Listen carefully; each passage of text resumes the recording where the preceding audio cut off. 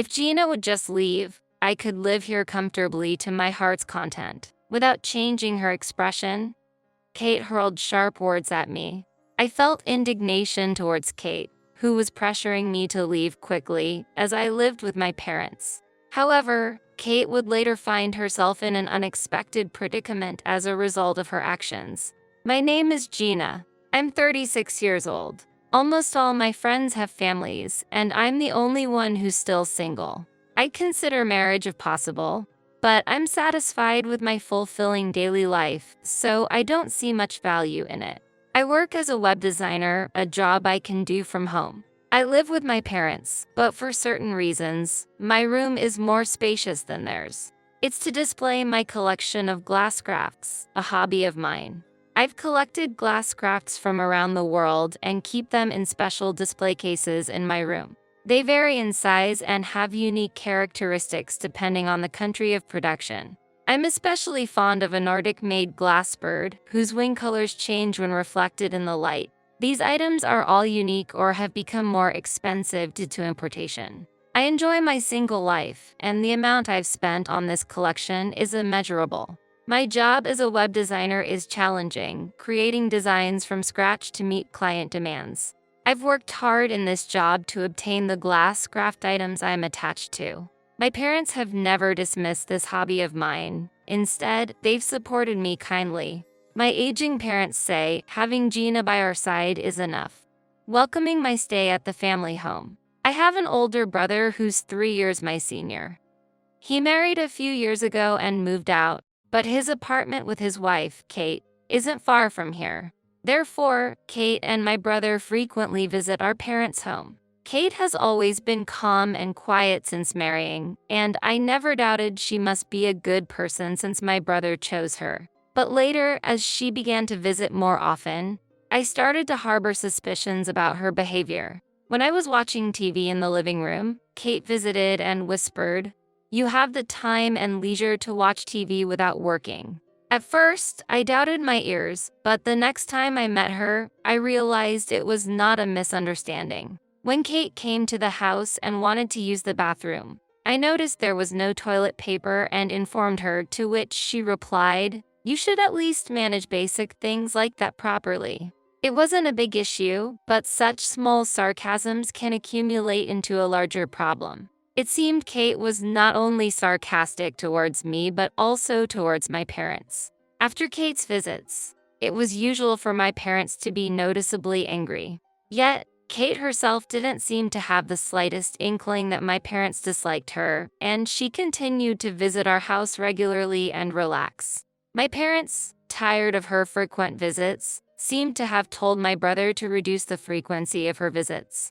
It happened the day after. On a day when both my parents happened to be out, I was working from home in the living room. When the doorbell rang unexpectedly, I checked the front door camera, hoping for a delivery, but to my surprise, it was Kate standing there alone. "Kate, what's wrong?"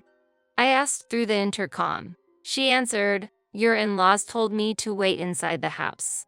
I found this puzzling since my parents hadn't mentioned anything of the sort to me, though the thought that it might be true briefly crossed my mind. With a sense of unease, I decided to open the front door. Kate walked in, grumbling, "You should open the door quicker.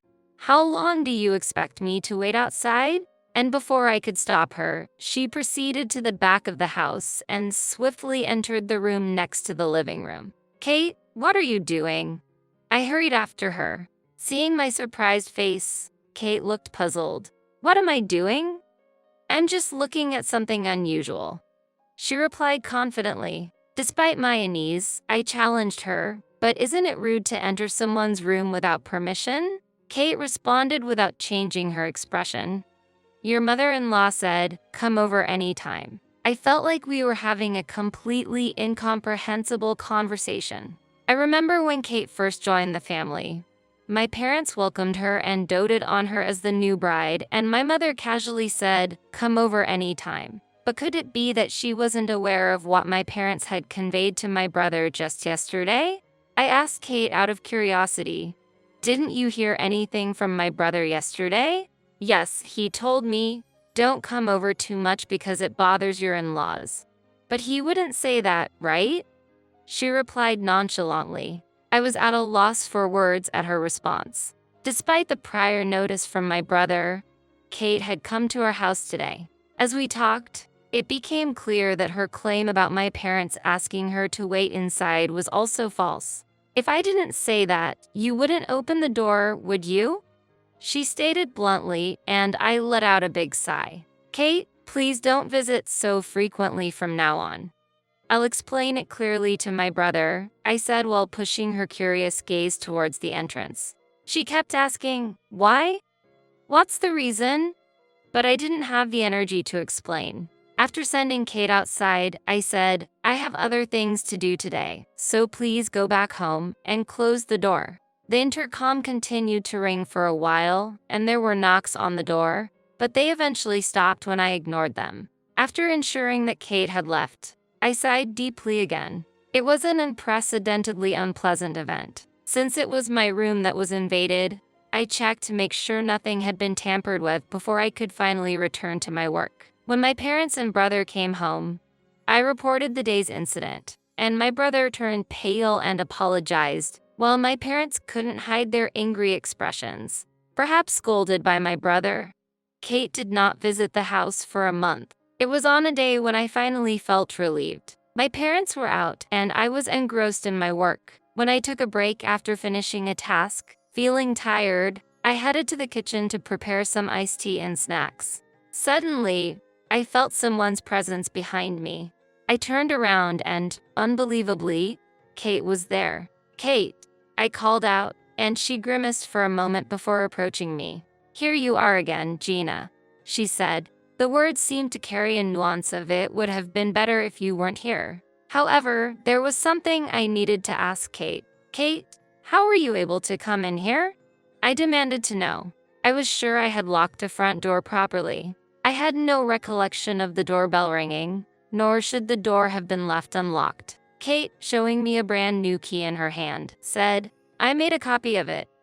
I borrowed one from your mother-in-law before. You made a copy on your own. I couldn't hide my surprise. The fact that she had duplicated the key after borrowing it from my mother meant that she could have used it to enter the house multiple times before. As I reacted, Kate narrowed her eyes and asked, putting that aside, Gina, when will you leave this house? I didn't grasp her intent and threw the question back at her. What do you mean by leaving this house? Unemployed people like you who have been relying on their parents' house for so long shouldn't stay here forever. Kate stated firmly. Unemployed?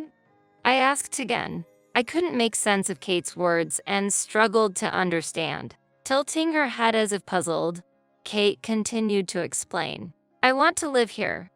So, it's necessary for Gina, who keeps lingering at her parents' house, to leave. Do you mean to live here with the consent of my parents? I counted. I had never heard such a thing from my parents. Thinking about it, it was clear that my parents would not agree to live with her. My expression must have turned stern. I don't need permission. I've decided this. If Gina leaves, I can be happy in this house. Kate declared her will. How selfish could she be? I was astonished that she was so convinced she was not wrong, but her intent to drive me out and live in the house was clear. Without the energy to protest, I muttered quietly, I understand your thoughts, Kate. Then, I will leave this house. Gina, I'm grateful, Kate said. Kate's face suddenly lit up and she clapped her hands with joy. At her reaction, like a child who got a new toy, all I could do was sigh. Then, since there are some procedures to take care of, can you leave for today? I asked. Yes, I'll do that. Your help, Gina, Kate responded, starting to walk towards the exit with a completely different demeanor than when she arrived. Her retreating figure clearly radiated joy. After watching her leave, I immediately decided to call my family to inform them of the situation. 2 months had passed since then. 2 days after I completed all the procedures and told Kate, it's all done, please go ahead. My cell phone rang with a call from her. Pressing the call button to answer, Hey, Gina, what is the meaning of this? Kate exclaimed in a high voice. While grimacing at her irritating voice, I replied, What's the matter, Kate? This is no joke. Your in-law's house is on the market. What's going on? She exclaimed loudly. The sound was so loud that it almost cracked a phone. Indeed, what she was saying was true.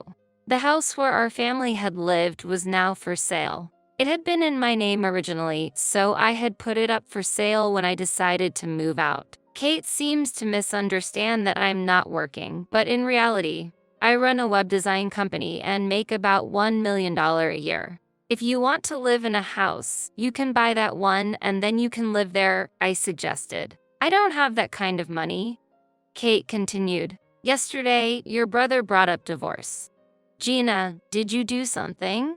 She accused. I'm as surprised by my brother's decision as you are, but it seems he was quite tired of you. I replied. At that moment, I heard the sound of something falling on the other end of the phone. My decision to sell the house coincided with my brother's proposition of divorce to Kate. Our parents had also been perplexed by her behavior for some time and seemed fed up with her uncooperative attitude. And they fully support the divorce decision. This divorce is unacceptable. I just want to continue living in the house. Kate insisted. From now on, please talk to my brother and his representative. I'm no longer involved with that house, I informed her calmly. Kate continued to raise her voice. I ended the conversation and hung up the phone immediately. Right before I cut the call, she was shouting something, but I pretended not to hear.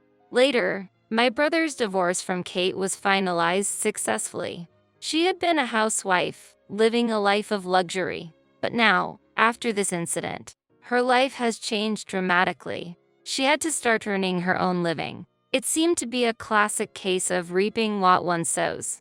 She is apparently starting a new life in a modest apartment nearby. As for our family, we decided to purchase a room in a high-rise condominium, a larger space than our previous home. My father and mother are now free from the fear of Kate's unexpected visits and are spending their days happily. I am also working hard, enjoying my hobby of collecting glass crafts.